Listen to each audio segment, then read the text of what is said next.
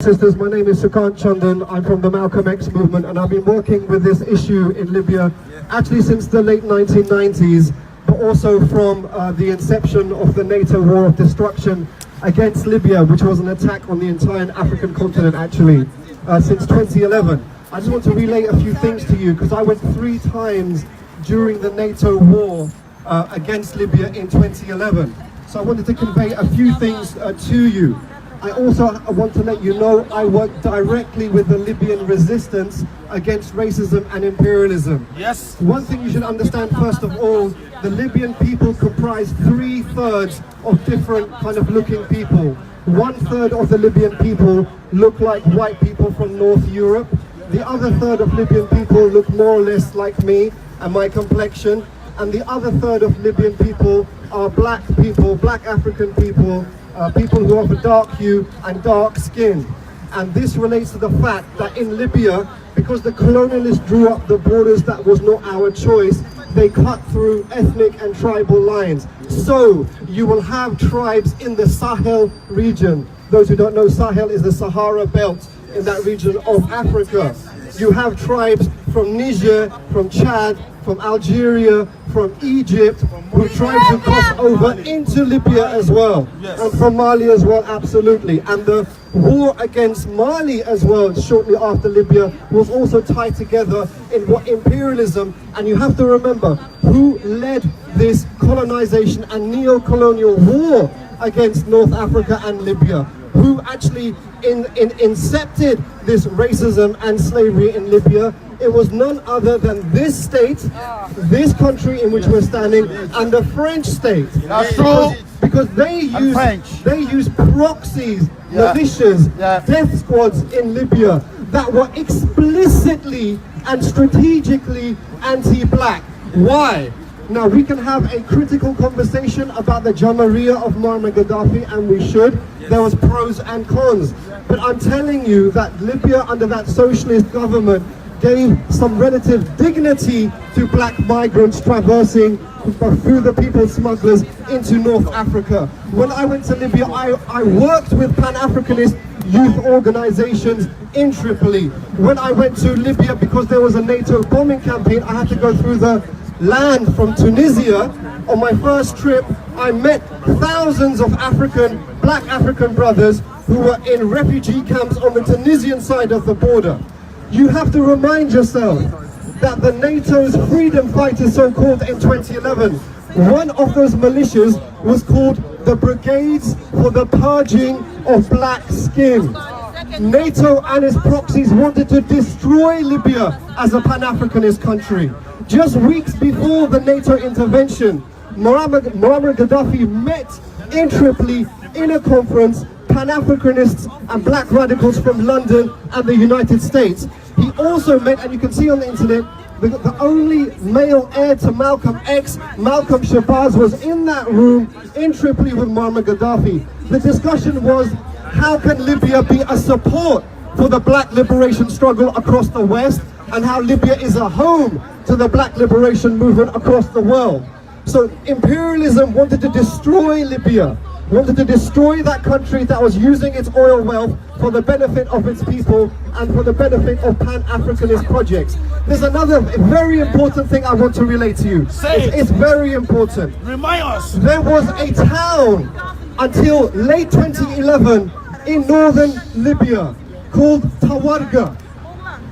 This was the only, I repeat, this was the only black African town in all of North Africa. Dark-skinned Libyans, nearly 40,000 of them. That town no longer exists today because NATO's proxies have wiped out those people. They've been raped, looted, and massacred towards the end of 2011. I work with the Tawargans. Unacceptable! And you should know that the Tawargan people are a Libyan and African people. And the Tawargan people are a highly respected and integral part of the Libyan resistance. So I'm telling to you, this was going on since the spring in 2011. These so-called rebels and freedom fighters for NATO in Libya, excuse me sister, these so-called rebels, the first act of their so-called revolution These are the scumbags that represent them now. Remind us. This flag is the flag of the Italian colonialist and the British colonialist of King Idris, who is an absolute scumbag. Right, so this is the state of the lynchers of NATO. Remind us. And so the first act of the so-called Libyan Arab Sting, some people call the Libyan Spring, Arab Spring, the first act, and they were so proud of it. They filmed it in their hundreds. They went into the public squares in Benghazi and in Darna on the east side of Libya, and they lynched, they chopped up our black brothers. That's a fact. And myself and other comrades, a few of us, were saying to the world from February, March, this is going on. And everyone denied us, censored us, ignored us.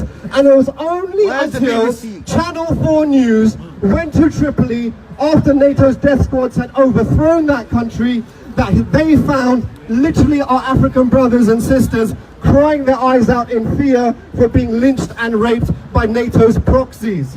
So this is the 7th year this has been going on. For 7 years I've been working directly with the Libyan resistance, with the Black Liberation Movement. And during August 2011, I can tell you, some of you may have been there, it was myself and only 12 other Pan-Africanists who were in front of the US Embassy denouncing all this. So I'm telling you, this has been a long, hard struggle to try and engage people, and this is why it's so beautiful and important that our comrades have initiated this very important protest, that we've taken inspiration from our African brothers and colleagues in Paris and other parts of Europe. It's high time. It's the 7th year that we've been trying to engage people directly with the Black Liberation Resistance, with the Libyan resistance.